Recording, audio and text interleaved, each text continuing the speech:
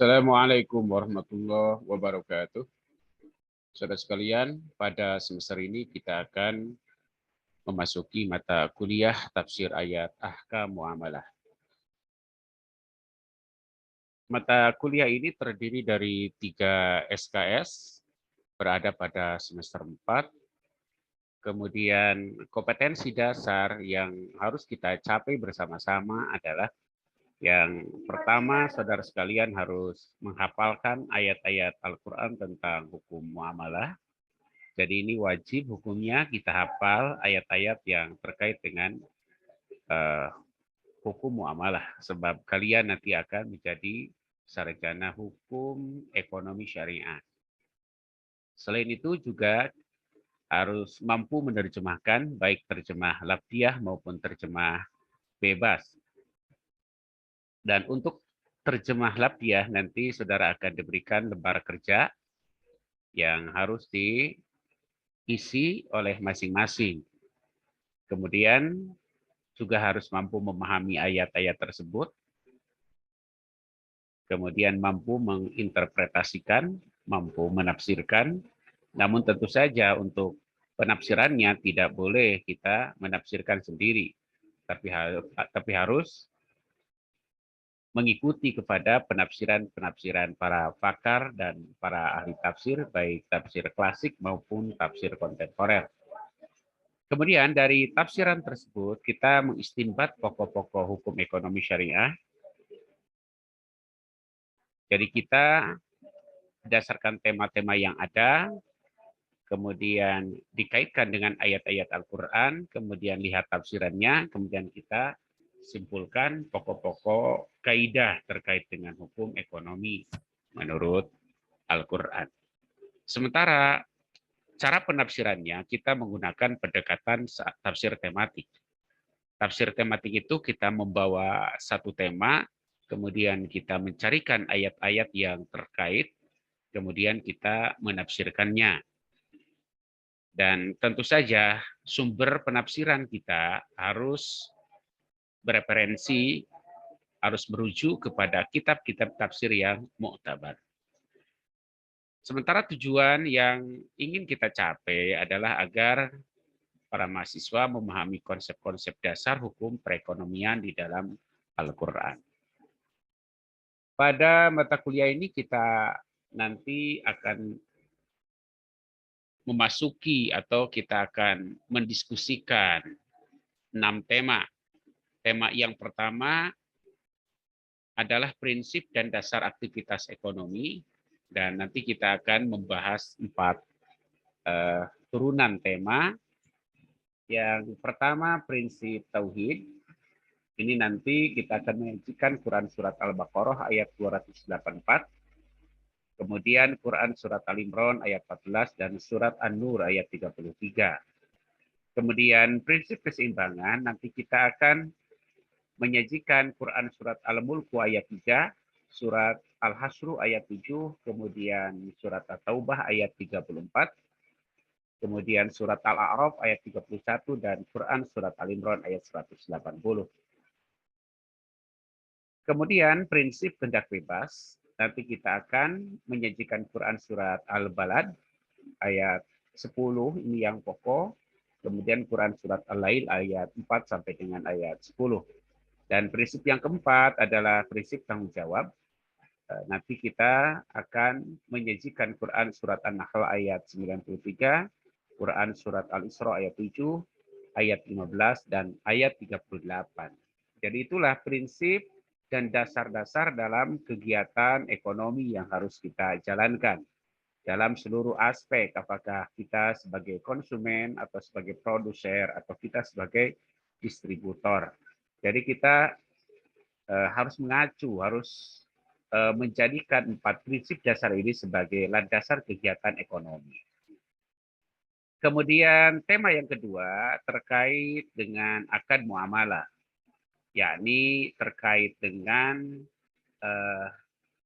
bagaimana kita melakukan akad, bagaimana kita melakukan hubungan muamalah antara satu dengan yang lain, pokok-pokok kegiatannya seperti apa yang boleh kita lakukan dan apa yang tidak boleh kita lakukan dalam melakukan transaksi muamalah.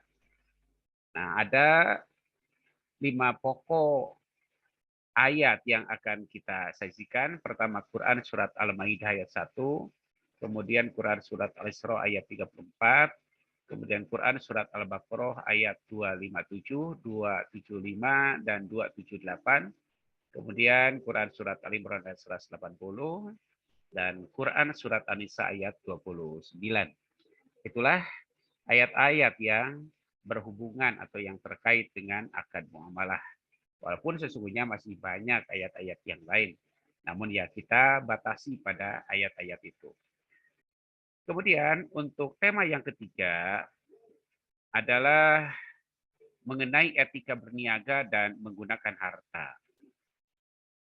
Nanti kita akan menyajikan Quran surat An-Nisa ayat 29, kemudian Quran surat At-Taubah ayat 24, 34 dan 35, kemudian Quran surat Al-Isra ayat 26 dan 29, Quran surat An-Nur ayat 37, kemudian Quran surat Al-Jumu'ah ayat 9 sampai dengan ayat 10. Ini adalah ayat-ayat yang terkait dengan etika berniaga dan bagaimana cara kita menggunakan harta. Kemudian tema yang keempat adalah mengenai harta dan modal. Nanti kita akan membagi harta berdasarkan 2 jenis. Ada harta yang bersifat materi. Kita lihat nanti dalam Quran surat Al-Imran ayat 14, kemudian Quran surat Ar-Rum ayat 46, dan Quran surat Fatir ayat 12. Dan mungkin juga pada ayat-ayat yang lain. Kemudian nanti kita juga akan mendapatkan tema mengenai harta yang bersifat imateri. Nanti kita akan sajikan Quran surat An-Nisa ayat 113, ayat 175, kemudian Quran surat Al-Fat ayat 29, kemudian Quran surat Saba ayat 10. Dan terakhir, berbicara mengenai modal. Ini penting kita sajikan sebab salah satu bagian penting dalam ekonomi adalah modal. Nanti kita akan bahas dalam Quran surat An-Nisa ayat 5. Kemudian, saudara sekalian, tema yang kelima, ini mengenai produksi, distribusi, dan konsumsi. Ini adalah kegiatan ekonomi. Jadi produksi, kemudian bagaimana distribusi, dan bagaimana mengkonsumsi. Ini adalah 3 kegiatan pokok dalam ekonomi. Nanti kita akan menggalinya dari ayat-ayat Al-Quran yang terkait dengan hal ini. Antara lain misalnya Quran surat Al-Baqarah ayat 22, 29, kemudian Quran surat An-Nahl ayat 5, 9, 11, 65 sampai 70, kemudian ayat 80 sampai 81, kemudian Quran surat Al-Mulk ayat 15. Nanti tema-tema yang akan dibahas mengenai kegiatan produksi. Nah, pada kegiatan produksi nanti bagaimana kita melihat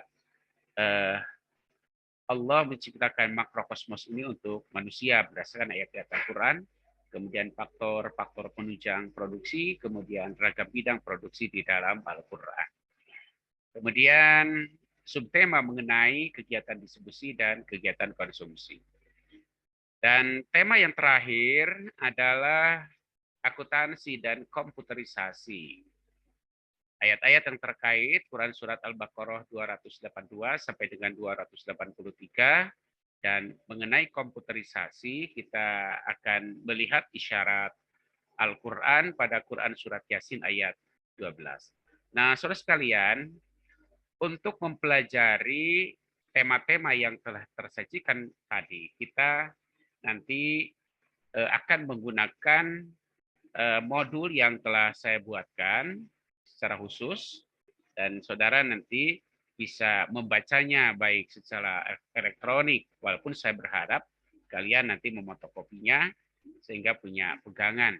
Dan nanti ini harus dibahas tuntas oleh kita sebab di dalamnya ada tafsiran-tafsiran ayat-ayat Al-Quran untuk dijadikan sebagai bahan analisis kita untuk mengistinbat eh, hukum dasar atau nilai-nilai untuk kegiatan ekonomi.